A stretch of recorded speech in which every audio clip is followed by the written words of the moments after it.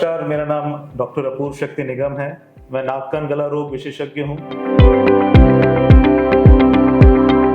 आज हम मरीजों को कम सुनाई क्यों देता है उसके बारे में डिस्कस करेंगे। बहुत सारे कारण हैं कम सुनाई देने के।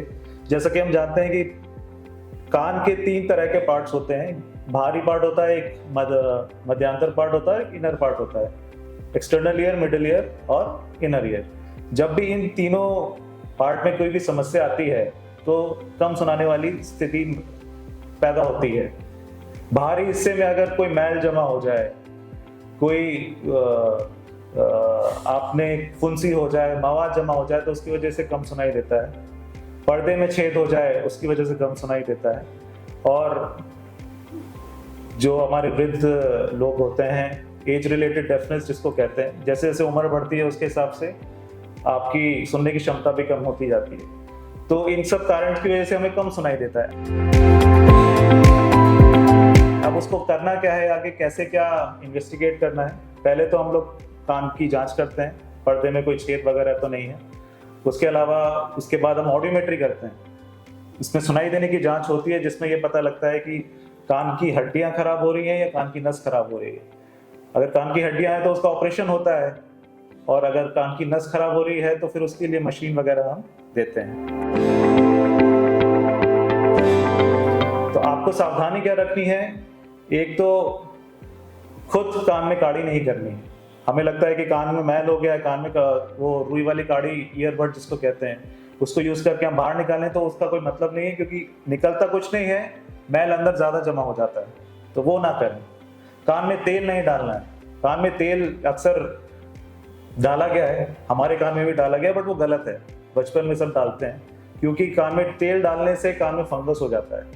तो ये बिल्कुल भी नहीं डालना है। ईयरबड वगैरह हम बिल्कुल रिकमेंड नहीं करते हैं कि आप कान की खुद सफाई कीजिए। आपको ड्रॉप, कुछ बहुत सारी कंडीशन होती है जिसमें हमें ड्रॉप प्रिस्क्राइब करनी पड़ती है, बट आप खुद सफाई ना करें। और दूसरा, उसकी जांचें होती हैं, ऑडियोमेट्री होती है। अगर कान के पर्दे में छेद है तो उसका ऑपरेशन भी होता है।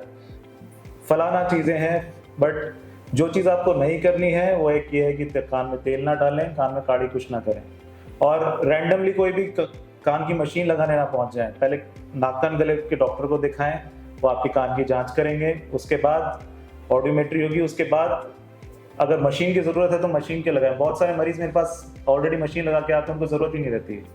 तो ये सब आपको ख्याल रखना है, और ज्यादा तेज आवाज वाले माहौल में ना जाएं, क्योंकि कान के नस डैमेज होने का बहुत दर्द होता है। हाल ही में एक अलका याग्निक सिंगर हैं, उनका एकदम से आवाज सुनना उनका बंद हो गया। बहुत कॉमन बीमारी थी, वायरल लैब्रिंथाइटिस उनको कहते हैं। जब कान के इनर ईयर में दिक्कत आती है किसी इन्फेक्शन या लाउड नॉइज की वजह से, तो एकदम से आपका सुनना बंद हो जाता है। तो कभी भी ऐसा हो कि एकदम से सुनना आपका बंद हो गया है, कुछ भी वेट नहीं करना है, एकदम से ENT स्पेशलिस्ट को आप कंसल्ट करें, वो आपकी जांच करेंगे। और उसी वक्त अगर टाइम पे कान इंजेक्शन कान के पर्दे पे भी लगते हैं और ओरल मेडिकेशन भी है, वो चालू हो जाए तो आपका उपचार जल्दी हो जाएगा। प्रॉब्लम यही होती है कि एकदम से आप आए नहीं और उसमें डिले हो गया तो फिर वो आपकी रिकवरी नहीं हो पाएगी। अलका याग्निक जी के साथ भी ऐसे हुआ, उन्होंने 10 दिन वेट कर लिया, और 10 दिन के बाद जब उनको लगा कि बिल्कुल भी नहीं सुनाई दे रहा, अब दिखाने जाना चाहिए। अगर वो 1-2 दिन बाद ही आ जाती तो उनका आई एम श्योर कि वो ठीक हो जाता। तो ये थोड़ी चीजें आपको ध्यान में रखना है कि कभी भी कान में रिलेटेड एकदम से आपको कम सुनाई देने लगे, ऐसा पूरा कान बंद हो जाए, तो हमेशा ENT वाले डॉक्टर को दिखाएं। और दूसरी, एक बहुत जो मरीज हमारे पास आते हैं यूजुअली ENT में, कि पहाड़ों पे गए थे, बाहर नीचे उतरे, कान बंद हो गया। प्लेन में गए, प्लेन से नीचे उतरे, कान बंद हो गए, खुल ही नहीं रहे। उसका कारण ये है कि एक कान और नाक के पीछे एक नली होती है जिसे हम यूस्टेशियन ट्यूब बोलते हैं।